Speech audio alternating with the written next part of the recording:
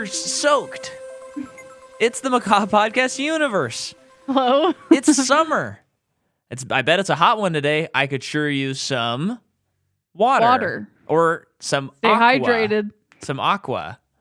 And that is Aquaman. That's what we're covering today. That's got to be up there for worst podcast intros. You better keep it. I will keep it. We exist as the Macabre Podcast universe to prove people wrong. When they say that sequels are never better than the originals. And we go through film franchises, and right now we are in, I think we've just passed the halfway point on the DC Extended Universe. Woohoo! And I would encourage you, I'm not going to rehash all the stuff we think so far about the universe, but I'd encourage you to go back and listen to those episodes. But today we're talking about Aquaman. Yes. A very wild movie. I know that you didn't see this movie when it first came out. Nope. But I didn't see it when it first came out. I saw it with one of my buddies, and we just watched it. And with the expectation of let's just hammer this movie the whole time. Let's just kind of like start it at like midnight and just laugh the whole time. Because how could this movie be any good? Was the expectation I had for it. Like, it's only effects, basically. Like, how is this ever going to be good? And I remember when we were watching it, I'm just, the last movie I had seen was Justice League of this universe. I had no expectations for this to be good. And we start it, and I'm like, okay, I think the beginning's a little bit rough. But then when he gets onto the submarine and he jumps down and he goes, "Permission to come aboard," I thought to myself, oh, am I going to love this? And then the whole rest of the movie was me fighting the part of me that was really enjoying it so that we could keep making fun of it. Yeah. Even though I was like, this is kind of cool. Yeah. And then we went through and I listened to the Blank Checks episode on it where they were just like ranting and raving about how fun the movie was. And then I just kept on stewing on the movie, and for I don't know, 2 or 3 years now, I've just been like, I think I like Aquaman. Mm-hmm. And then we watched it last night, and I was a little nervous because I'd kind of convinced myself that this was a cool movie and that I liked it. Yeah. Also, our listeners should know, if you didn't know, back in October, we covered Insidious, which is a big notch on the James Wan belt, who is the director of Aquaman. And so, having seen Aquaman, then seeing Insidious, and kind of being like, ooh, I think I really like James Wan. And then watching this movie last night, I think this movie rules. It's so cool. In a word, delightful. It's fun. Yeah. And anytime there's something I don't really like about it, there's like 8 other things that I love about it. Yeah. This movie is without a doubt the best DCEU movie. I know I really like Shazam, but you like it more than Shazam? Potentially, I'm excited to watch Shazam again because I did like Shazam, but potentially this is the best one. This is also the best King Arthur adaptation that we have had. Yeah. I mean, that I've had like in my lifetime. Yeah. And it didn't even, I gasped at the moment in the movie when it's like, not only the king can pull the trident out of his hands. And I was just like, wait, this is King Arthur. Yeah. Wait, his name's Arthur. I didn't even put together the Arthur part. That's so funny. Yeah, because on Patreon, we watched The Kid Who Would Be King, which is probably the most recent, like, straight-up adaptation of Arthur. Go to patreon.com/MICAHMCCAW to check out that episode. And it's just funny because it feels like that movie is almost good. And we talk about it on Patreon. But it's like the King Arthur thing. Everybody wants to do it, but it's really hard to pull off, funny enough. I think it's just because it's a public domain story. It's just like, sure, do it. Anyone can have the rights, but no one has a good idea for it to make it different. I mean, The Kid Would Be King, that they did have a good idea for it. Totally. But this one is just like, and I guess this is probably just Aquaman comic, you know, like this is part of the Aquaman lore, which is like whenever you put folklore or something into something, I'm gonna like it. There's a great chance. Although I didn't notice that until the third act of the movie. Yeah. Well, I think that this movie is really interesting because I think it officially marks the demarcation point for the DCEU. This is I don't think this is necessarily intentional on their part, but this is my reading on the universe. So before this, they have the Zack Snyder like vision of the universe, where it's going to be this dark, gritty, gods among men universe, and a lot of father stuff. Now they don't abandon the father stuff and in this movie. Stuff. Yeah. But then, as we talked about last week, you have the Justice League, which kind of, because of the whole Zack leaving, Warner Brothers kind of pushing him out at the same time, even though he left because of his daughter's death, and then Whedon taking over, Justice League's just a huge mess. Mm. And then this movie, it acknowledges Justice League, yes, but it sort of says, we don't care about anything else. We don't care that he was in BVS. We don't care for like One Shot. We don't care that he's in Justice League. This is Aquaman. Mm. And the studios just kind of let that happen. And then Shazam is kind of like, doesn't really reference anything except at the very end. I don't remember how it ends, but I don't think I would ever have known that Shazam was connected. When they started advertising that movie, I thought it was a made up superhero. Yeah. I really had never heard of Shazam ever in my life. I hadn't either. Okay. But yeah, I thought that this was just a fun, made-up superhero movie. Yeah, that actually makes sense. But yeah, so when that happened, it's like, okay, they're kind of really straying. And then I think the next one is Birds of Prey. Mm-hmm. And like in the trailer, she says something to the effect of, me and the Joker broke up. So they're basically saying, like, forget the Joker. Yeah. This isn't about him. Yeah. So, and then, so I think now... This is when it kind of starts where they're like, we don't really care to be Marvel anymore. We tried really hard to be Marvel. It failed. Let's just let directors do with these characters what they want to do. Yeah. And so we have the first one that does that. This movie's directed by James Wan. It has a screenplay by, this is a 4-person name, David Leslie Johnson McGoldrick, who wrote Orphan, Wrath of the Titans, Conjuring 2 and 3. Will Beall, who wrote Gangster Squad and Zack Snyder's Justice League. And then the story is by Jeff Johns, who's a big DC Comics writer, and he also wrote Wonder Woman 1984. Mm-hmm. And then James Wan and Will Beall on the story credit as well.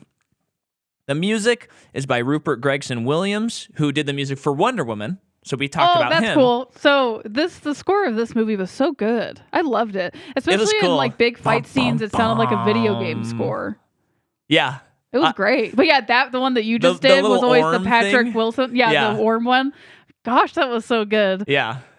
I mean, the only thing that doesn't work, and it just doesn't work for me pretty much in any movie, is when there's kind of like goofy shenanigans happening and the score's like...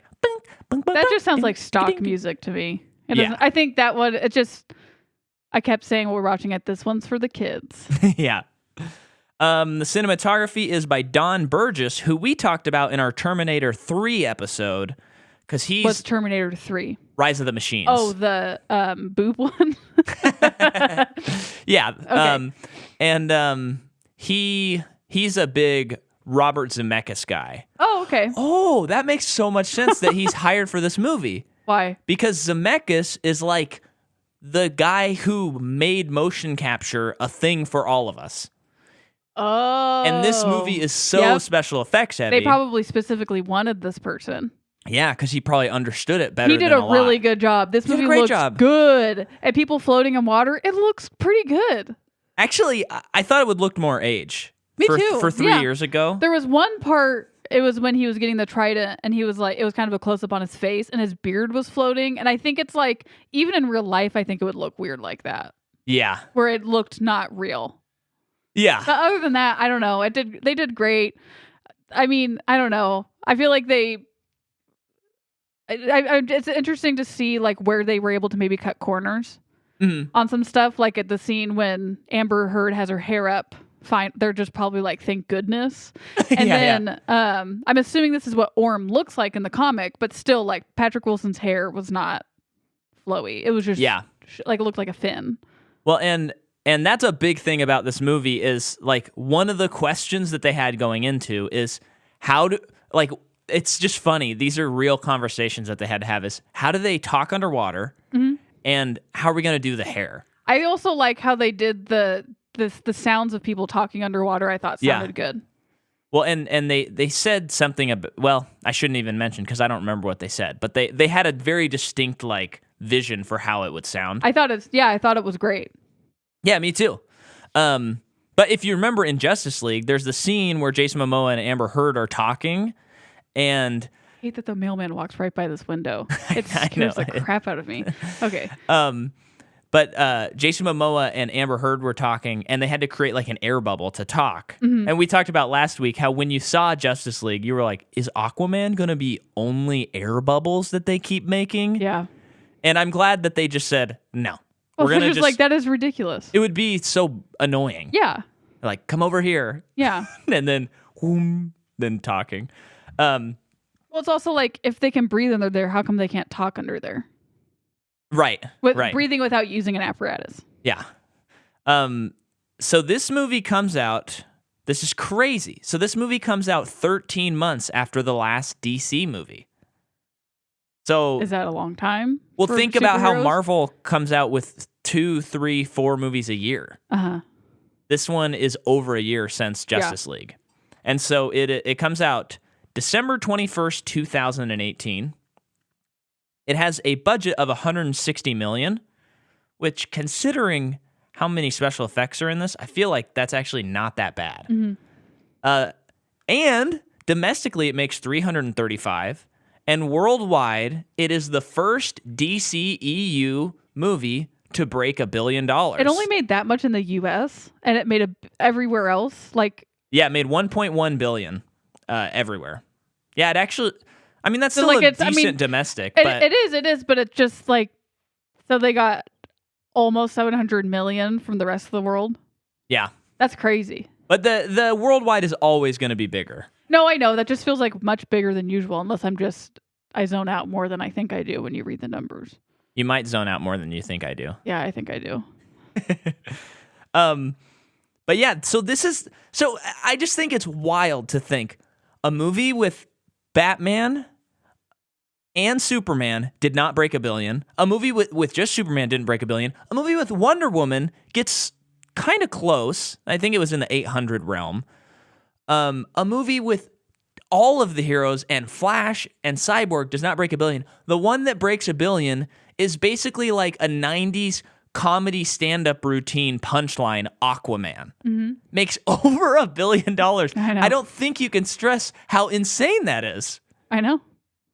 Yeah. The first $1 billion baby for Marvel was Avengers. Yeah. That makes sense. Right. It should be that. And like all their big characters make $1 billion. That tracks. This Aquaman. That's great. I love it. It's so cool. So, Will Beall and Kurt Johnstad, who is a Zack Snyder guy, were hired to make screenplays, with the best one being the one that they would move forward with. So they were independently created to make screenplays. Obviously, they moved forward with Will Beall's. And for the underwater sequences, the actors were shot dry for wet on special tuning fork rigs designed by the FX team. I have no idea what you just said. So they have these things that look like tuning forks. Tuning forks. So have you ever seen? They're like old. Yeah. Things, and you hit them, and that way you know what a pitch is. That's Yeah. how you used to have to like tune guitars and stuff. Really? I didn't Yeah, know you'd that. listen and then you'd tune to that pitch. Oh. So they have the actors on these things like suspended in the air, kind of on giant sticks and like that, and then they move them around, and the actor has to kind of. That sounds so hard. Oh yeah. I hope no one got seasick. But here's the crazy thing. Later, the bodies of the actors were replaced with digital doubles. So their bodies are replaced. When they're in the water, that's not their body. Yeah. Are you serious? And I think they had to film it all, but then they had to give it the right flow. They had to like replace it all. Would never have guessed that was digital. I know, pretty good. Yeah. Except for like the obvious the obvious parts. stuff, yeah. And you know that shot when he grabs the trident and it goes through his body, and it like turns everything gold. Huh? It like goes through the camera goes through his eye, and it looks like it's changing his DNA. Yeah. So that shot is 700 frames a second. So they were just like overloading it. I just thought that was kind of cool. That, and you know this about me with math and numbers and stuff. I don't know. Well, I mean, that's a big number. Gemini Man was shot at 120 frames a second. Yeah. So this is almost 7 times more than that. Yeah. So, and there is going to be a sequel in 2022. Cool. Now, what's really cool is today I just went through IMDb on the day of this recording, and the first headline was James Wan announces the title for Aquaman 2. And? The title is Aquaman and the Lost Kingdom. Pretty cool. I thought they already found the Lost Kingdom. Well, you know what I'm thinking? You remember that scene when Orm is in the old chambers or something, and he goes, they talk about how 2 kingdoms have been gone forever, for like a long, long amount of time. And I think they even refer to one as the Lost Kingdom, and then another one as like they were all killed. Because he has to get 4 kingdoms together. Yeah. And so I'm like, oh, does that mean Mr. Aquaman has to quest for a kingdom that's supposedly gone? Let's go! So, see, I think one reason why I like this so much is because it took place not in New York City, LA, or anywhere in the... I mean, it did take place on some places on land, but like the Sahara Desert or a small town in Italy, like places I don't know. But more than anything, it took place underwater. That's why Guardians is so... I mean, that's a reason why I like Guardians so much. I don't have no frame of reference for this thing. Yeah. Well, and I think what benefits this movie and what makes it so good is Wan decided to make an adventure movie, not a superhero movie. Absolutely. It's an adventure and it's a fantasy, and it's kind of but it doesn't really follow like a superhero formula. And so it's just cool because it's like, oh, he has to get this trident. Oh, he has to unite these kingdoms. Oh, there's a thing called an OCEANMASTER. Okay? Yeah. You know, this is like, it's epic. It's fantasy. It feels, even though it's not like this at all, it feels more like a Lord of the Rings than a Batman movie. But a lot of Indiana Jones in it as well. Yeah. So it's just cool and it's refreshing because it also doesn't remind me of, like, I can't be like, oh, you know, in Marvel they do this, and I don't. No, I like how that's what's so great about it. James Wan just did his own thing. Yeah. And man, I'm just like falling in love with him as a director. He's so good. Yeah, he is. So that's what I got. Well, I'll tell you this too. Actually, I was saving it, but after this movie came out, you remember in this movie there's the coolest sequence, the trench sequence. Mm-hmm. Where there's all these crazy monsters and you see the horror influence, you know, it's really cool. Well, after this movie came out, they said, hey, everybody, we're making a trench movie, a movie called The Trench. And it's going to be like a horror movie in the DC universe. So this is their mutants. And everyone's like... The new mutant movie. Well, but it sounds like it'd be more interesting than that. I'm joking. But they're like, this is it. And pretty much everyone goes... That sounds awesome. That was like the highlight of the movie. Do it. But then in April 2021, they announced that they're not moving forward with the project. I think that's a bummer. That would have been really cool. So that's what I got for Aquaman. Okay. I will talk about Amber Heard, who plays Mara. She is in The Rum Diary, 3 Days to Kill, Drive Angry. What is that one movie called? I don't know. The Ward. And then... Oh, that's John Carpenter's last movie. Mm-hmm. And then Willem Dafoe. I don't think we've talked about. No. I mean, he is, the Green Goblin. I think he was an interesting casting because I think he's often villainous. Yeah. So the whole time I was like waiting for him to turn. like to show who he's really? really going for, and he was just fine. I like his I like his casting a lot. He brings some gravitas to the movie. Yeah. But there is a small part of me that's like, why is he in this movie? Yeah. But it's fine. He's great. He's also in the Florida Project at Eternity's Gate. Gotta watch Florida Project, people. I guess he's in the Snyder Cut. I guess why not? Why wouldn't he be?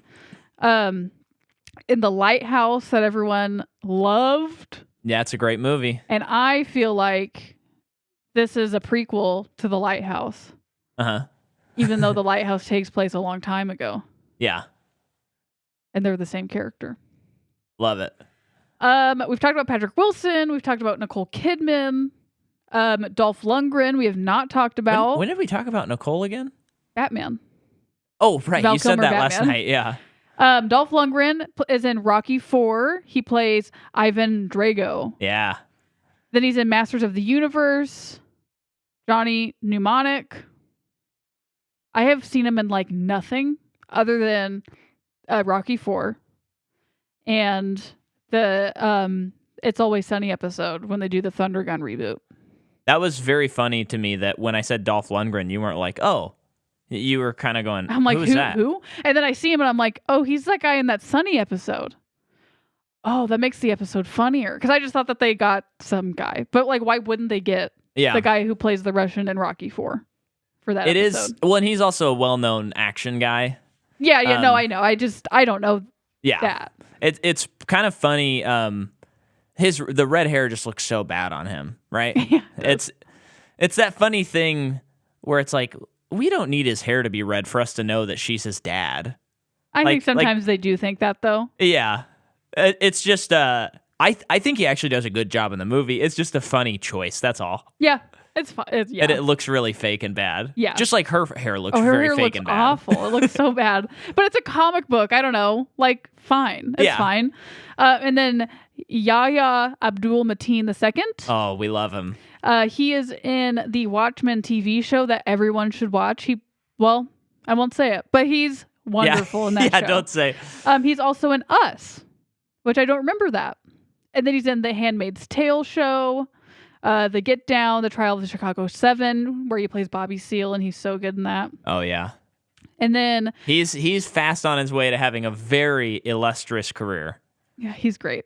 And then Tamura Morrison, Boba Fett.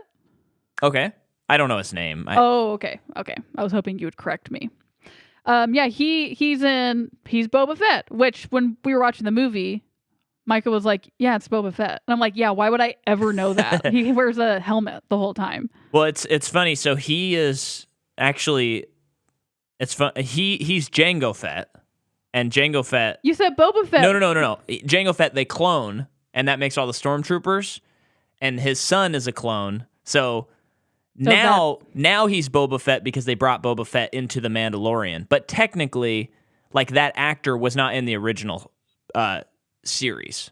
I'm just telling you. Oh, he's in The Mandalorian? He's in The Mandalorian and Star Wars Episode 2. He's in 2 of them. 2 and 3. And he's in 3 too? It says Commander something. So because he's the clone. So they show him. That's so stupid.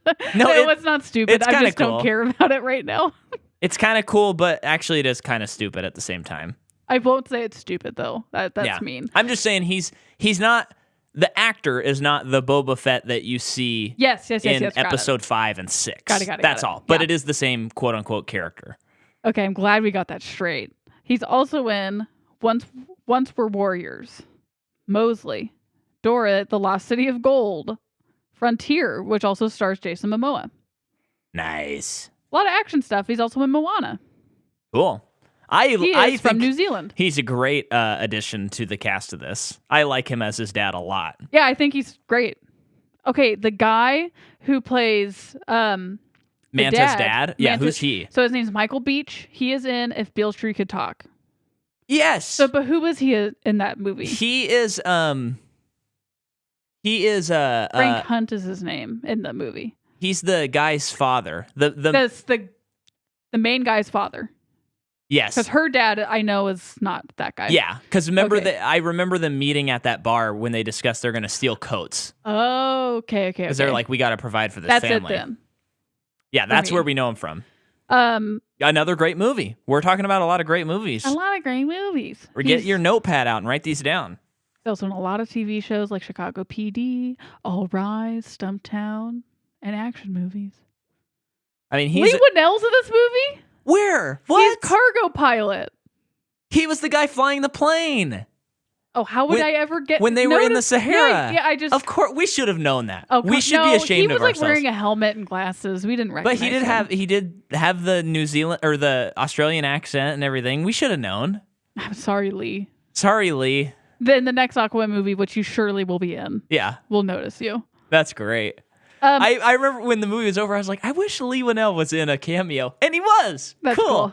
That was John Rhys Davies. It was? As Brine King. I can't believe that. There is a character in this movie called Brine King. And he's a crustacean. He's a giant hermit crab thing. He's so cool. This movie's cool. And then... Not to mention, there's a character named Orm. Yeah. Orm is cool. And then Micah once, eventually, more towards the end, when the giant Kraken character was out fighting and stuff. No, save this. Oh, okay. I have a whole thing on this, okay? We're going to get to that when we get there. Okay, then I'm just done. Okay, cool. So, this movie begins with Boba Fett and the villain from Paddington 1, Nicole Kidman. And they meet at the lighthouse. Okay.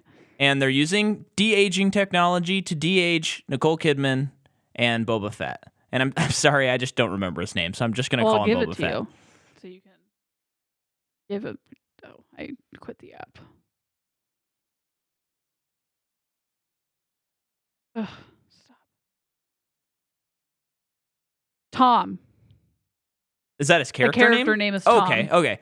So Tom and Atlanta. Yeah, her name's Atlanta. Yep. They meet, and he kind of saves her. We find out that she fled the kingdom because she had a arranged marriage. But see our Pirates of the Caribbean 5 episode to hear this conversation more fully. We don't need this much de-aging, folks. Oh. We really don't. There was no need to de-age these two actors at all. No. And it just meant, like, just 3 years later, it looks really weird, especially Tom. He looks odd.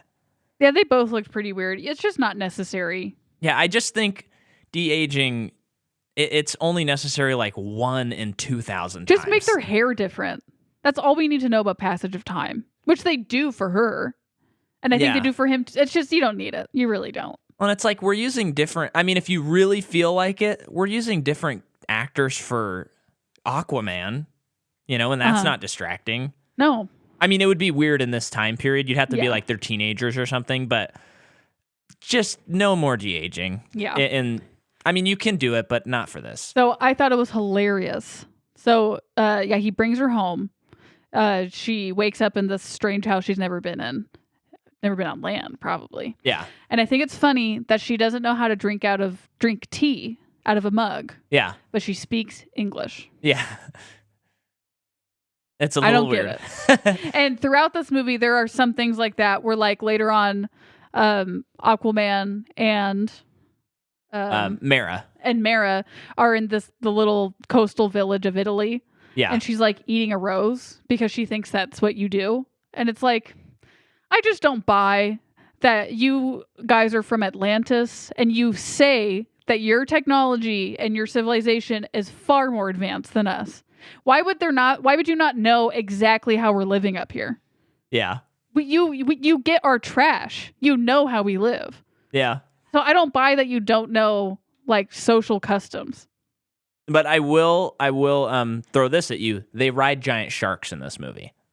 Yeah, but they would know that you don't eat a rose. I'm just saying that cancels out any of those problems if you're riding giant sharks. It's pretty annoying though. I just don't get that stuff. Well, it's the comedy in this movie I think is pretty bad. It's not very funny and it's pretty obvious. Yeah. That would be like my number one complaint with this movie is the comedy is just like, oh boy. It's like embarrassing a little bit. But it's also like so cheesy that it is passable for some of it. For me, well, it's very much like, a foreign audience could watch this, or an international audience could watch this, and they would get all the jokes. Yeah, because it's just so broad, and that's why it did so. I mean, it did so much better everywhere else. Well, not that it did bad here. I also like. I think I really understood it better in this movie than in Justice League. Yeah. That I do think that Jason Momoa is such a good cast for this. Yeah. Because I really like that they casted, and like his makeup is just like a bro. He looks like a surfer dude with like the weird, the kind of the gross beard. Yeah. And like, instead of, from what I've seen of Aquaman, like on a cartoon, he's like blonde and clean cut. Yeah. So it is cool that he's like, I don't know, very different than what people are used to. Yeah, and I think he embodies the role really well. I think he does too. And I think some of his jokes are funny. Yeah, a few of them. but I think it's because they're cheesy. Yeah, and I don't mind cheese, but some of the broadness of it just doesn't work for me. But anyway, so Tom and Atlanta, they meet, and they fall in love. They have a child. And I think Nicole Kidman is kind of a miscast here. Because she's not really mysterious to me. We all know her. We're like seeing headlines when we see her. I wish they had chose a different actress to portray Atlanta. Yeah. It's just kind of like, oh, Nicole Kidman's in this, not who's this character. Yeah, for me, she's a level of famous that I can't not see her in a role. Yeah. And I know that she's a good actress. She's talented, but all I see is Nicole Kidman. Yeah. And I mean, I guess that's why they get, sometimes I think they do make those calls. Yeah. Oh, yeah. But so then the Atlantis people come in. Mm-hmm. They have these cool outfits that keep them in water, and they have laser guns. Here's a question that I don't get. Or here's a thing that I don't understand. How come some of them are fine out of water and others aren't? I don't know. I bet they explained it and we just missed it. Okay, there were quite a few world building things in this movie that made no sense to me. Here's one thing though. You did talk only when people were talking. Was the only time you decided to say anything. It was always about the movie, and I was having a great time. No, it was, but you weren't waiting for the action scenes. You were waiting for when there was dialogue. When it was quiet. So I think that part is explained. Fine. And also OCEANMASTER. So that covers that one up. Yeah. So these stormtrooper type characters come in, and Nicole Kidman just like flies around. It's this cool one shot. This one scene is better than any other scene in any other movie that we watched prior to this of the DCEU. Yeah, absolutely. It is so cool. It's so cool. And this movie, like, so we both, I mean, well, I liked Wonder Woman a lot more than you did. Yeah. But I was like, oh, this is a good movie. But this movie made me realize, oh, if the action in Wonder Woman was a lot better, I would forget how much I don't like the ending of Wonder Woman. And this movie, too, it's like, this is a superhero, so we will give you action. And it's like, cool and you don't action. have to wait halfway through Act 2 to get anything. You will get it right away. I mean, the action in this movie is probably better than any Marvel movie. It's cool. Really good. And it's like, it's just comic booky, but it's grounded, and it's actually like telling the story. They're not just hitting to hit, Yes. It's cool. Yeah, I love it. And there's just great stuff like her throwing her trident, and it like smashes a guy's helmet, and then water is like spewing out and stuff. It's so cool. Good. Yeah, so she protects her family, but because of this, she needs to go home in order to continue protecting them, because they'll just keep coming to get her. And so she leaves Tom and Arthur, Aquaman. And then is that when we cut to the submarine, present day? Yeah. Well, no. There was something in between. So then we see Arthur as a child. She goes away. Yeah. And she gets like executed by being thrown into the trench. That'll come up later, of course. But he is growing up, and he goes to the Boston Aquarium. Oh, yeah. And he starts kind of talking to fish. And he's getting made fun of for it. Yeah, and then this shark like attacks the glass, and they all surround him. Yep. From their part. And I remember being like, "Oh, this is so dumb," but watching it this time, I'm like, "This is pretty cool." And so this movie reminded me about when we were talking about The Dark Knight. Love those movies, but the movies are kind of in this weird conflict where they're like, "We're Batman movies."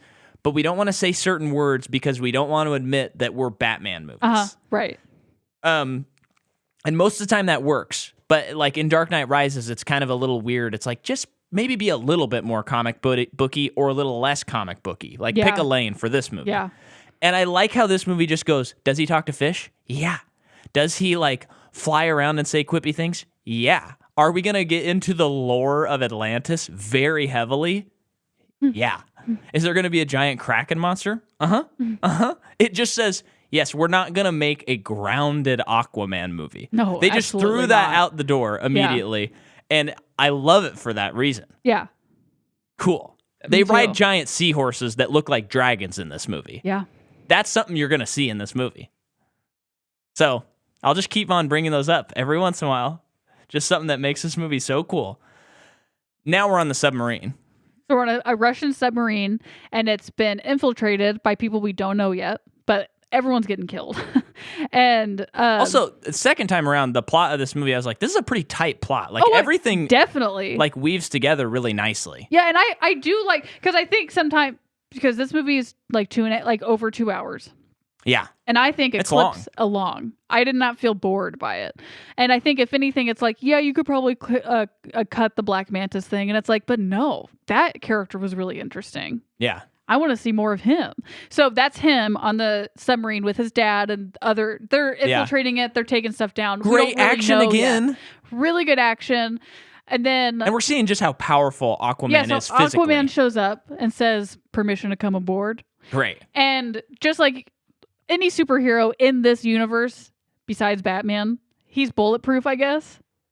Yeah, that is like basically a bazooka at him, and he's fine at close range. And he's fine. As much as I love this movie, that is like my complaint with this universe, where they just decided, like, Superman comes in and everyone's kind of as powerful as Superman. Definitely. It's like, no, I know. What? It's weird, but. Okay, I'll go for it because you got the seahorse thing going on in this movie. Yeah. And the Kraken thing. But there's an octopus that plays drums as well. Yeah. So and he's like bioluminescent. He has his lights on him. I mean, come on. So this is a really great introduction to Aquaman. Also a character development moment. Yeah. Because he stops Black Mantis's dad. And it's Manta, by the way. Oh, Manta. Because it's a manta ray. Yeah, sorry. He's not a little insect. Oh, thanks. So he basically lets his dad die. He could save him. He chooses not to save him. And so Manta, his acting when he's like, please help me. Because this like missile thing falls on his dad. And and Aquaman's like, you let innocent people die. Pray that the seas have mercy on you, and just leaves them to drown. And then the dad pulls out a time grenade to get his son to get out of there. Yeah. So this is so good. Great character development for Black Manta and for Aquaman, because I think at the beginning, watching this, I'm like, oh, that's gross. That he's not gonna save him. Obviously, that's all part of his character. He's not perfect. And later on, he learns that because in order to become king, he has to learn from his mistake. Blah blah blah. It's great. It doesn't feel like a Superman killing General Zod just because. No. This is important. It's important that he let this man die. Yeah. For his character. And then it's also important for Black Manta. It's cool. Too. So that happens. He goes back with his dad to go to a bar. And Aquaman is dubbed by the news as the Aquaman. And great. Then we're introduced to Orm. Yeah. Just say that with me, folks. Orm. Cool name. Yeah. Dun, dun, dun. And he wants to take over Atlantis. Now, there's 7 kingdoms. But he only needs 4 of them? Yeah, he needs the majority. Okay. So what is kind of fun is a lot of times when movies go this into lore. The 7 seas. Oh yeah. Oh. When they go into lore, it can be a little boring. Hence why maybe I talked over some of it. Yeah. But when a movie does it well and when it's fun, it's like I think this movie does it really well. Yeah. Because it's really fun that it's like, okay, there's 7 seas. He needs 4 of the kingdoms. So he has to unite 4. 2 of the kingdoms have been gone for hundreds and hundreds of years. And I guess Aquaman's going to look for one in the next movie. Yeah. And then he needs to convince like the main king of Atlantis to join him so that they can attack the surface dwellers. And take over the world. Yeah. I love that. That's awesome. It's awesome. And we don't know at this point that that's his brother yet. Not that that's a big reveal. No, I don't think we do. We just don't know. Yeah. Yeah. I love Patrick Wilson. He can do no wrong. And we just sit there and we go, wasn't he the president in Batman v Superman? And then the person next to you hits you and says, just shut up. I think you're the only person who knows that. People know that. It was actually mentioned in our Insidious 2 episode. Oh, okay. But it's funny. Okay. It's just more proof about how weird this universe is. And again, that this movie's like, I don't care that he was the president. He's going to be in my movie. I'm James Wan. And Patrick I cast Wilson's Patrick my Wilson. Guy. So, he wants to get the 4 kingdoms so that he can become, I wrote in all caps, Ocean Master. And then after that, I wrote in all caps, seahorses. And then I wrote in all caps, sharks. Yeah, I like how each kingdom like has their own animal that they have dominionship over. Because like the Dolph Lundgren camp has the seahorses. And it's great because their costumes are so like colorful and like, I don't know, just so nice. And then Orm is like black costumes, so cool, and it's like so metallic, so they ride sharks. And I think one of them also rides like a prehistoric alligator fish. I think Orm does. A leviathan. It's a leviathan. Cool. Yeah. So that's cool. Really cool. And there's like a huge mitochondria at one point, like at the end of the movie. There's just all these cool sea creatures. Yeah. And they just decided like, let's go bombastic with the creatures and not just, you know, try to make it a realistic seahorse or something like that. Just go crazy. The effects look the best in this movie out of all of them. I know we've talked about that, but we've also talked about how bad the effects look in the other movies when they shouldn't have. Yeah. The standard is high. And they meet that bar in this. So then the submarine comes in while Orm is having this conversation with King Atlantis. This is a different submarine or the same one? So this is the same submarine? Maybe it isn't. No, I think it is because it wasn't fully armed because Black Manta says something about that. Okay. And I think that was a message from Black Manta. Well, okay, so the submarine comes in and attacks them, and Orm fights it off, and he says to the king, look, they're already attacking us. And the king says, okay, I'll unite with you. Okay. Then he goes up, his people meet Black Manta, and they say, good job, here's your money, thank you for sending the submarine. Because he's setting it up so that he can unite with the king. Got it. Yes. And then Manta says, I just want to kill Aquaman. And he's mad. Mm-hmm. And they're like, okay, well, you know, whatever. We'll get back to you later. Yeah. So that's all the stuff that happens there. And then Mera comes up and meets Aquaman, and she says, you need to come down here. Things are getting crazy under the ocean. You're the rightful heir to the kingdom. You need to find this trident and claim your rightful heir as king. So his mom was, she was... The queen. The queen. Yes.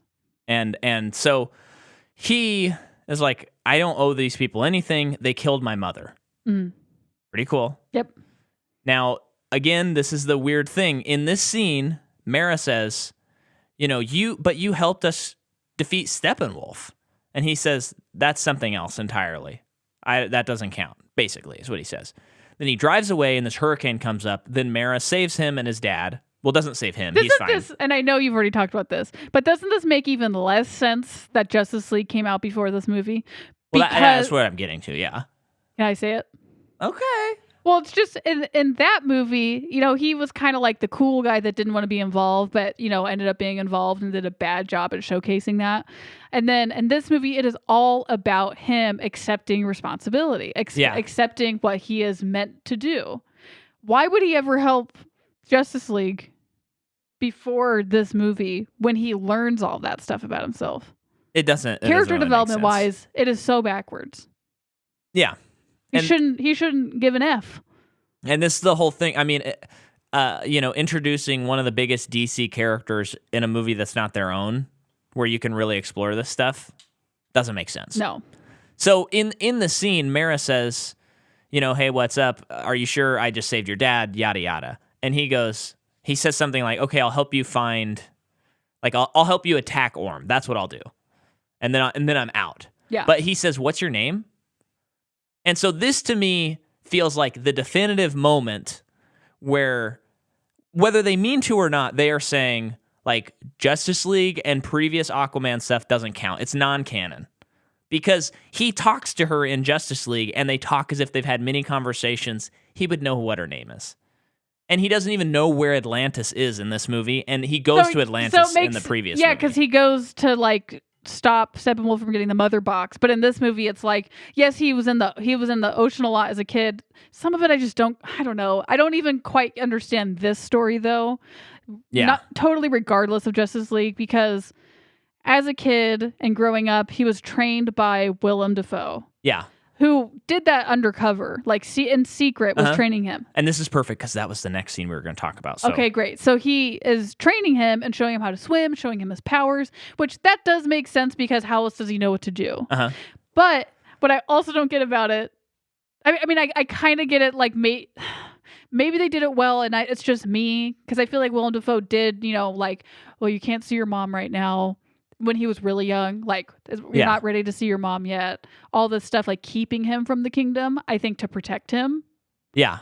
But it's just like, why wouldn't he just, as an adult, as a young adult, just try to get there out of curiosity? I don't get why he wouldn't have ever been there before. Well, but we see from the Atlantis perspective that people like Orm refer to him as the bastard son of the queen. Yeah. So it's like a shame on Atlantis. And by the point that he would probably want to explore, he would have known that from what he understands, and Willem Dafoe understands, that his mother was killed. So he doesn't want anything to do with it. I'm sure he's like, I don't care. Yeah. I don't care. I don't want to worry about it. An adequate job. I think it's just... Oh, no. I think it works. I think the like, if someone came up to me and they said, I want to watch the DC movies, but I don't need to be particular, what's the best way to do it? I would say to watch Wonder Woman, and I would say maybe even start with Aquaman, and then watch Shazam. And that would probably be where I'd say, like, that's where you can start and end. And then if you want to keep watching, you can. But I think it actually hurts this movie to watch Justice League before it. Yeah, I think that's probably where my confusion is just coming from. Because it doesn't make sense. No. You need to watch this movie before, and you also don't need to watch Justice League. Because it also cancels out stuff in this movie. Yeah.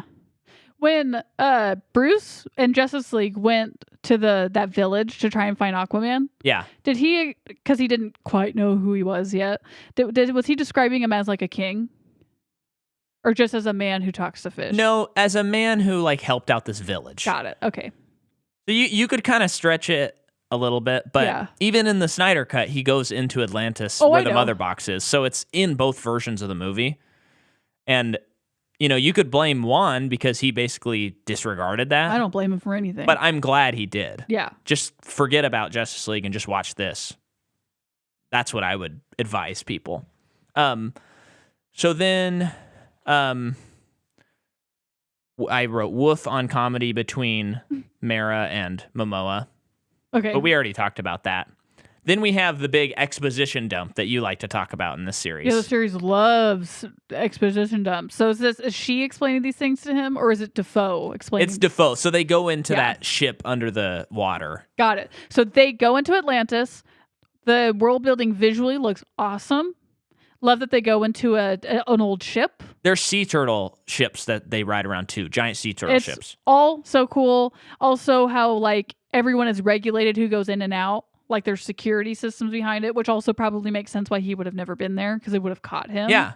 And sorry to cut in. Okay. I love the weird and cool decision of, like, this is an ancient civilization and it still looks that way, but it's also more advanced than us. Yeah. It's just the design of the world is so cool. Yeah. And from what I could understand I haven't read Aquaman comics, but it feels like that's kind of a James Wan thing. Like he kind of made it this way instead of making it just like an ancient swords and sandals under the sea. Yep.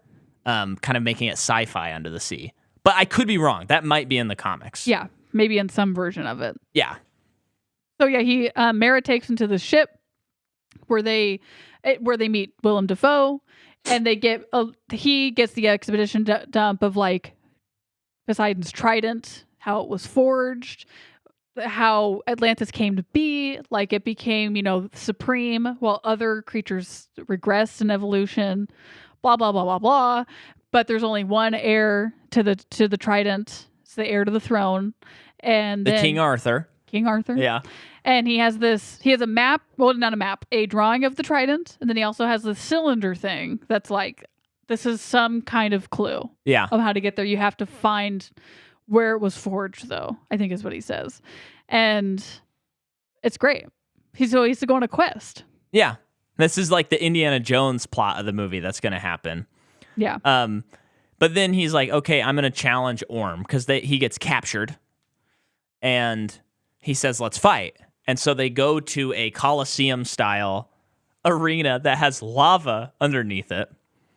And again... The Ring of Fire. The Ring of Fire. And I'll say it again, and I'll probably say it in another episode. There's an octopus that plays drums in this movie. Mm-hmm. I hope that in Aquaman 2, there's like a squid that plays harp or something. They got to keep that musical motif going. Or maybe it's just a spin-off movie with the octopus. And he's trying to make an underwater rock band. I'd watch it. That would be cool. So he fights Orm with his mom's trident. And once again, the action's really cool. Yep. Did any of the action sequences go on too long or bored you in any way? No. I agree. It was all great. And even Marvel movies that I love, a lot of times there's like one or two action scenes that I'm like, all right, let's pump up the pace here. Yeah, no, I agree. I like too of this throughout this battle. I think it was Mara who was saying it, but it's like this isn't like a duel or not duel, but like this is an execution. Yeah. Because what's so great is like, yes, Aquaman has been trained by Willem Dafoe as a child, but like Orm has spent his whole life in the ocean. This is his natural element. He will kill Aquaman. Yeah. That's so good. And he breaks his mom's trident. Yeah. Which is also really good. And also, Patrick Wilson is just good at that thing called acting. He's pretty good at it, I gotta say. He totally works. This does not seem like he could pull this off. On paper. Oh, when I found out he got casted for this, I mean, I even saw a picture of him as Orm, and I was like, that's the dumbest thing I've ever heard. Yeah. And I'm watching it, I'm like, he looks cool, and he's acting cool. And I think I think I said it in Insidious, he is just so well casted in roles like this because he is so like, I think kind of like textbook handsome guy who just seems like you want to trust him. Uh-huh. And whenever he's casted as something where he's going to be bad, it's just so good because it's like, but I feel like I'm not supposed to think that. Right. Or it makes him feel even worse. How was he in Insidious? I mean, in Conjuring 3? Fine. Oh, just fine? I mean, he was great, but the movie was fine. Oh, okay. I mean, they've done that role so often they can do it in their sleep.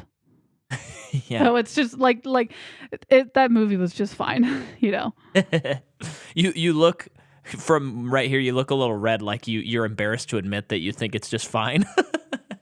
No, that movie's just fine. I know that's not how you feel, but so then Mara breaks into the battle and saves Aquaman, and they fly away. They get out of Dodge. And where do they go? And Orm chases them, but then they hide in a whale because he can talk to fish, and I guess other people can't, which is pretty cool. I like that a lot. Because otherwise, it's just like if everyone from Krypton came to Earth, and it's like, oh, but they're all powerful. It's cool but Superman, which they said in Man of Steel, he's the first natural born, so he is different than even Kryptonians, which is. Yes. I mean, like if all of them were birthed on Earth and raised the same way and stuff, because I think Superman would still be unique in a world of Kryptonians. Got it. Yes. Just as Aquaman is unique. Yes. So yeah, they're in the mouth of a whale. Orm thinks they've died, And then they're in Italy. No, they head to the Sahara. They head to the Sahara. I almost called it the Sahara, well, which isn't it kind of an ocean? And this part I don't love this part. This is like where the movie kind of slows down to me, and I think the chemistry between Amber Heard and Momoa is just not really there. I just don't care for it. Yeah. I just am so tired of the love interest thing. Like, can't she just be a girl? Like, can't she just be a female character? Or just a character? I don't know. Yeah. So, yeah, they're in the Sahara. Lee Winnell is apparently the pilot. And they're walking around. That dumb music is playing. And then they get down into the ancient ruins of where the trident was forged. Yeah. And it's very Indiana Jonesy. Yeah. It's not Indiana Jonesy enough for me to like it. No, it's not enough, but it is like tinges of. That's great. And they decode the message. Yep. And so they basically find out where to go next to find the trident. Given that bottle, right? Like that. Okay. And then they head to Italy. And there's the whole sequence where he's trying to find where they're trying to find where this bottle is leading, and it's like stand where a king stands. This is so funny because like it's all of these like ancient ruins. Well, they're in ancient ruins, and there are these ancient statues of like leaders during Roman rule. Yeah. And like, he's like, oh, well, it's not going to be so-and-so because of this. It's not going to be like, he knows all the names. And she's like, how do you know all of this? She's like, my pops always made sure I knew history. Then he goes to the one statue whose hand is perfectly shaped to hold a bottle. Yeah. When all of the other ones, I don't even think have hands. No. So it's like, okay, that's just fine, I guess. And then that shows where they can head to get the trident. But what happens? Well, before that, we get, and it's a music sequence as well. Manta is given Atlantis tech. Yes. And he starts like shirt off. Not shirt off, but like montage. Weapons, which I'm all into. Me too. And he's just modifying the Manta suit. Bad guys don't get enough montages. No. And it's really cool. And Orm says, like, find Aquaman and the girl and kill them both. Yes. And I'm going, let's go, baby. And he makes so good. His design is so cool. So he's working on all of the weapons and the machines and stuff, and there's like this cool laser beam thing, which is such a funny movie thing when it's like, we've done this to blah blah blah blah blah. Oh, so it's a laser gun. Yeah. But he does something and something goes wrong on the ship, and he's like, I'm gonna need a bigger helmet. Yeah. That's like a fist pump in the air kind of line. I just like, too, all these weapons and stuff, they feel so tactile. And it feels like, ooh, this would be a fun Halloween costume. Or like, I wish I had that gun. That gun is cool. Yeah. And it feels, they do kind of, now that I think about it, they kind of look like squirt guns a little bit. I think that's probably a little intentional, just like, why not? So when he shows up in Italy, his head is huge in this helmet. It looks so cool. And he looks like a bug.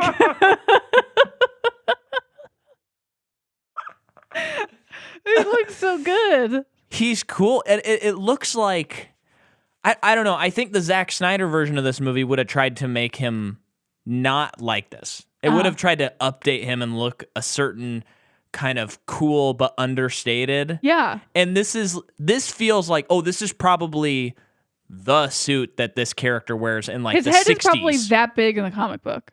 It's so cool. It is amazing. And his updated weaponry, it's also great. And Orm gave him like his 5 best fighters too. Who also look really cool. So they're fighting, running through this little village, and this sequence is unbelievable. It's cool. I don't even care if this is a superhero movie or not. It's a good scene. It's a good scene. So Aquaman is fighting Manta, and then the camera will zoom away from them. No cuts. Yeah. No cuts. It'll zoom. I mean, there are, but people know what I'm talking about. Okay. They zoom over like a mile away. And Mara is running away from the other dudes. Yeah. It looks so good, stimulating, engaging. I understand everything that's happening, and I care about what's happening. It's cool. It's so good. And then there's the shot where one of the stormtrooper characters jumps onto a roof and falls through the roof. Yep. but he can still track Mara. So he just starts running through walls, and it's one shot where the camera's behind him, and he's just going boom. There was one boom, time he like boom. runs through 3 walls, turns, and continues to run through. And walls. the camera keeps going.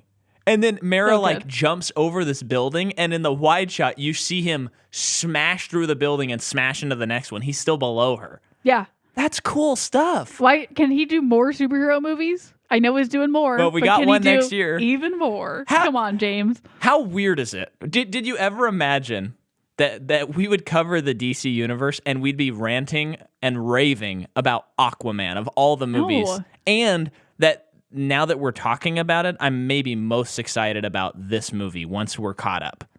Yeah. It's great. I thought this is one of the big ones that I was dreading. Yeah. Although I think Shazam 2 comes out next year as well. Oh, cool. Which That's good. Shazam's, I would say, still my favorite, but that's our next movie to watch, so maybe Aquaman will overtake it. I'm not sure. Yeah. But Shazam is just so dang charming. It is. It's good. And it's just so funny.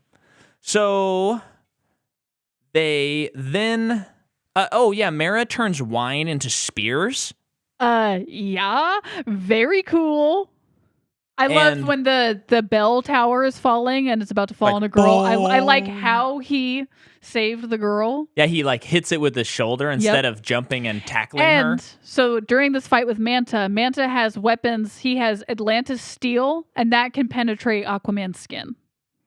So he starts cutting it up, and it's like, ooh, this is like, he's really getting him. And he also has this knife that his dad gave him, which was actually his grandfather's, and it's from when he was in the Navy in World War II. He was one of the first frogmen in One of the World War first II. frogmen, and they were called the Black Mantas.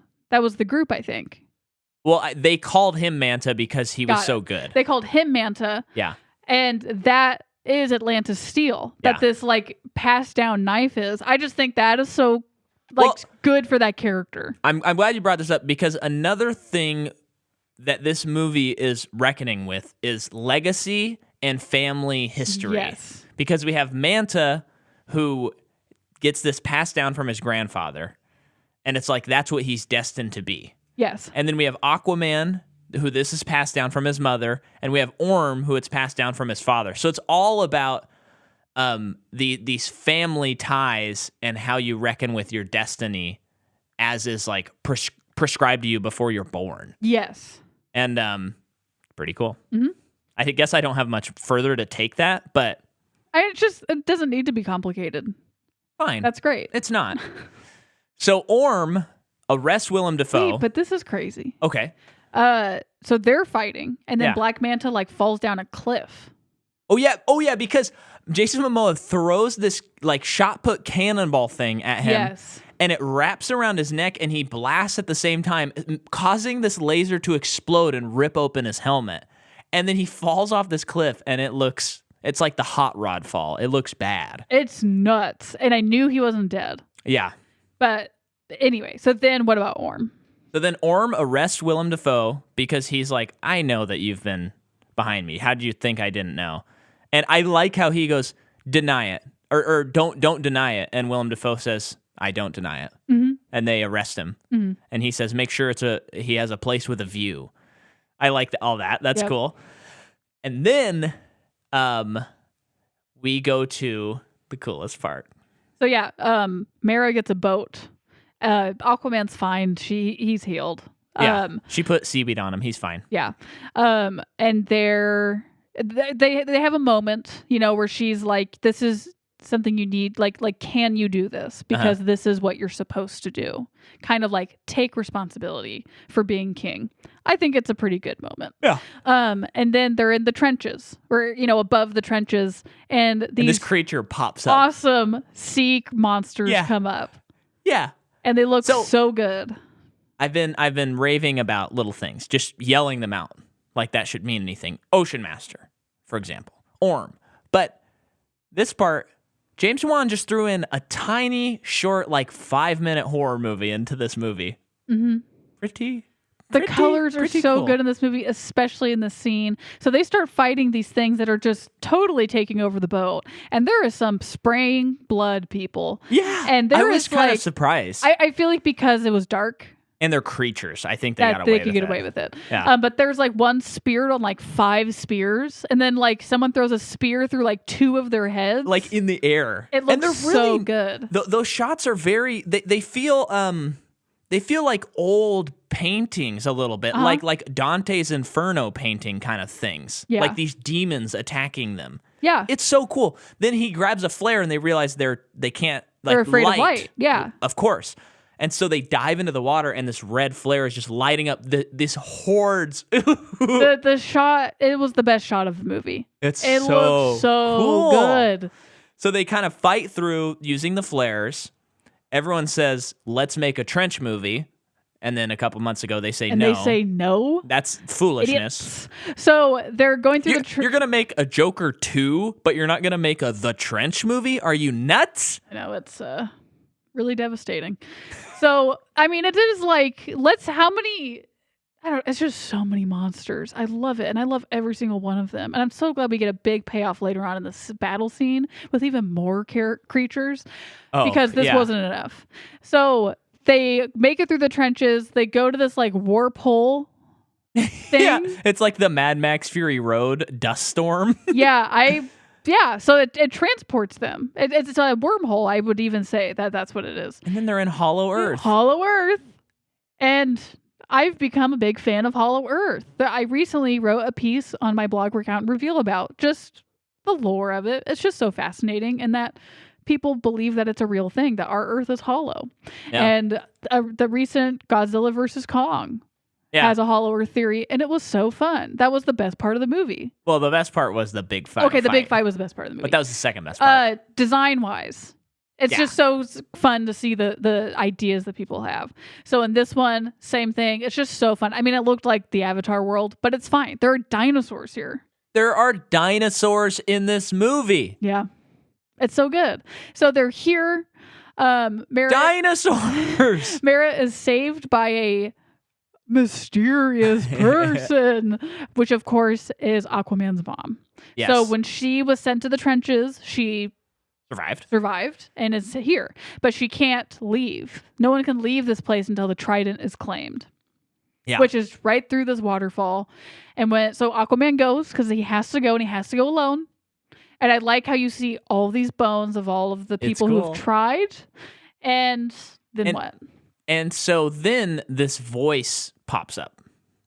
And it's voiced by Julie Andrews. This creature is voiced by Julie Andrews.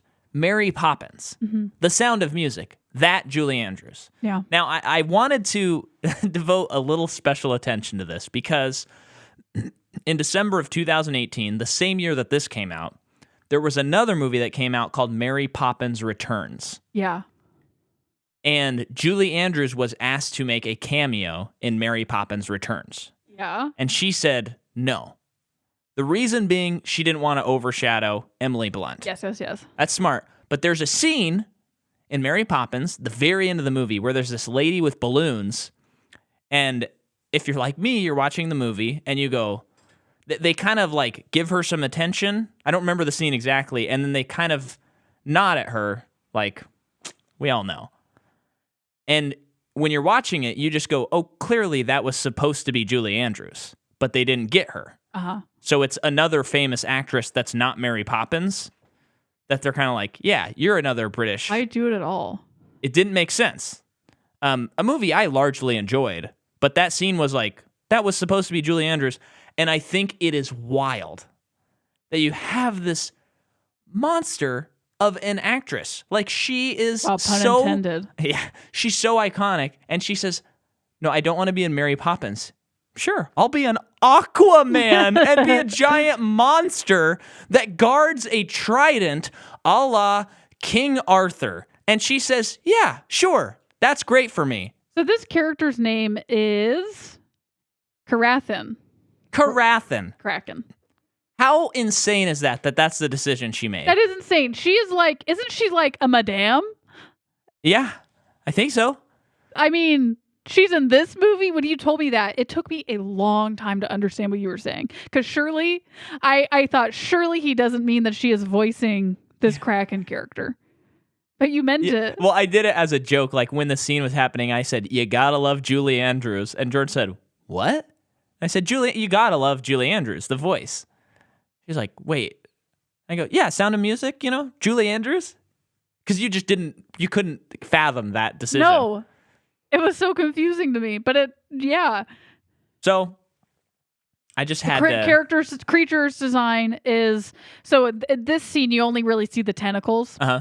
And I'm like, if that's all we see, that's fine. I love it. And the voice is really good, obviously. She's saying he's not worthy. He's not worthy. He's saying, I know I'm not worthy. But he can speak to her. And he's the only one who has ever spoken back to her. In the fish form. Yeah, because he can. Yeah. So she, it's like that. I mean, you're the one. You're the only one who's ever been able to do that. And so she retracts and lets him try to get the trident. And I like that this isn't a fight scene. Me too. And he pulls it out. And while he pulls it out and raises it to the sky, like a King Atlantis melts away, which was a cool touch. And then his body like reconstructs. I think it's actually his memories or something like that, because I don't think he has crabs and trench monsters in his body. But anyway, he gets the sword. Yeah, you think that just gives trident. him like supreme knowledge to be a king? Yeah, and like commanding of them or something. Yeah. He gets it, and then he walks out of the waterfall, and you have that shot where he is now. James Wan has said, "Yeah, I know you tried to make him realistic and quote unquote cool, Zack Snyder, but look, he's a nerdy looking comic book character, and that's how he looks in all of his splendor and glory. And he looks, as Jason Momoa would say in any of these movies, badass." Yep. And he comes out of the waterfall with this beautiful golden trident. And then we get to the final, like, Battle of Helm's Deep moment of this movie. And guess what? It's cool. It pays off. I didn't think we were getting something like this. It's cool. I thought it was just going to be like just like Orm and him. So, yeah, it's just such good. It's just so good because, like, meanwhile, while that's all happening, this whole time, Orm is still gone forward with his plan. This whole Aquaman thing has not thwarted him in any way. He's just like a speck on his shoe to him. Yeah. So he goes even to another kingdom. They're like mermaids, but they're like really cool looking mermaids. And he kills the king of that kingdom so that like his son or I think the daughter can become the next queen. Basically, do you understand what I'm saying? Oh, yeah, it's crazy. He kills the king so that he can make, I don't know, tell this other queen what to do. Yeah. And the design is so amazing. Yeah. So all the kingdoms that he's gotten, he shows up to, I guess, like the bottom feeders of the ocean because they're unwilling to bow to his command. Yeah. And this is the John Rhys Davies. This is the John Rhys Davies where he is like, there's no way you're gonna have to kill us if you want to do this thing. And the coolest battle ensues. The colors are just so good in this, and I feel like when that happens, like the effects just look so much better. Yeah. And not only that, the action is just really good. Yeah. And then when Aquaman shows up, it's like fist pumps. Yeah, all and around. Willem Dafoe sees him and he says, "The king is risen." Yes. Great moment. So. And he comes in riding on the Kraken. Riding on the Kraken. Unreal, man. Really good. And there's just like crab people, and there's the trench. He also commands the trench to attack them. And then in the middle of it, now we've seen Superman and Lois kiss. We haven't seen Batman kiss. I think we've seen the Joker kiss in this series. We've seen a couple kisses. They've all been pretty lame kisses, frankly. Well, this one has literal fireworks going on. This one, they make out, and the camera pans around them. It's a complete 360 of a kiss with fireworks going on. And there are explosions and people dying around them. That's a cool kiss. That is an earned kiss, my friend. Finally, give us a good kiss. And so, I love how Dolph Lundgren, he just immediately like accepts the kingship. Yep. And then we have the final battle on top of the submarine between him and Orm. Yep. And it's pretty cool that like Orm doesn't really stand a chance the whole fight. It's great because than any other typical, I feel like, superhero movie, or even just sometimes action movies, you have that temptation of like, okay, this will be 20 minutes. Yeah. And it's this is like this 5. has been a long movie. Yeah. I like how long it is, but it's pretty long. Yeah. Let's not. So not only does he break Orm's trident, he shatters the effing thing, because earlier when he broke his mom's trident, it was just sliced in half. This is shattered to bits and pieces. Yeah. By the Arthur's trident, King Arthur. And Orm. And I love to. No bad guys were died in the making of this film. I know. Thank goodness. He is just taken away and he goes because that's what happens. Well, he shows him mercy. Shows him mercy, Which he didn't show Manta's dad earlier. So he learned. Mm-hmm. Guess what? This and Wonder Woman, what are these, the only DC movies with character development? I know. Wait, maybe that's why I like those two movies, because the characters actually develop. Yep. I know there's character development in the other movies. Not like this, though. Maybe. I don't know. I think there's other character development. So, yeah, he is taken away and he becomes king. And it says Aquaman. And then there's a cutscene. Manta's alive. Not only that, so Jimmy Woo is kind of throughout the movie there would be newscasters debating on news, and Jimmy Choo, you said Jimmy Woo. Jimmy Woo. Unless that is his name on WandaVision, but I think check. I have it right here. I'm pretty sure that's his name. Hold on. But he, while you're doing that, he has been saying that there's a secret world of Atlantis. His name is Randall Park. My God. Randall Park? Yes. Is his name Jimmy Woo in WandaVision? Yes. Okay, cool. I just really stuck with that. I guess he was probably my favorite character in WandaVision, so I was like, here's Jimmy again. Yeah, he's kind of like the conspiracy nut on the news stations, and I mean, this cutscene was like, give me this movie, or I hope that this is talked about in the next movie, because he saves Manta. So Manta wakes up in this guy's like creepy basement, and you see it's Randall Park trying to fix his weapons. Yeah. And he is all frantic and crazy and stuff. I love it It's so cool. much.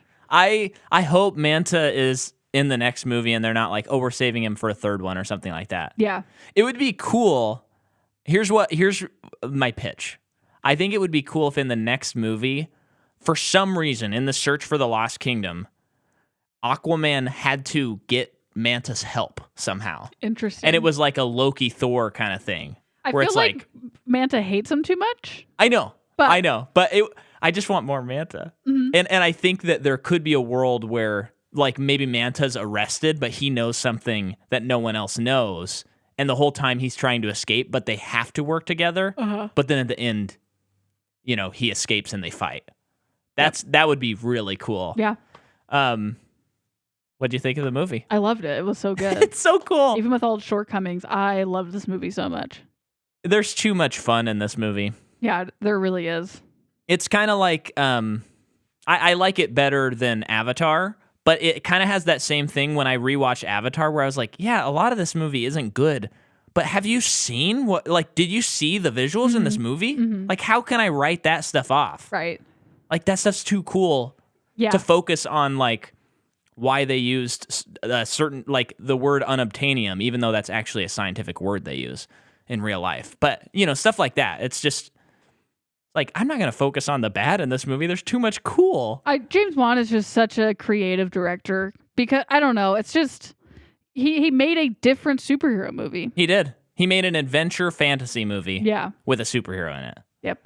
And I really like how earnest this movie is. Uh-huh. It really puts its heart on its sleeve. It does. And I love that. Yep. It's great.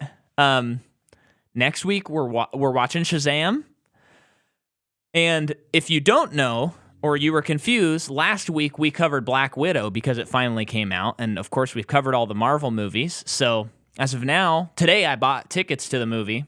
I don't know if it's any good, but hopefully it was awesome. So if you missed that, or if you've finally gotten around to watching the movie, go back and watch it because we're spoiling the whole thing. Yep. Are we going to take notes in the theaters? I'm just kidding. We're not going to do that. And on Patreon this month, we're covering Space Jam. So definitely go to Patreon. We already plugged it. It's a fun month. Episodes you can go to the links in the episode notes. And next week, Shazam. We're almost done with this series. Then we'll announce our next one. So, yep. Thank you for listening. Happy summer. Bye.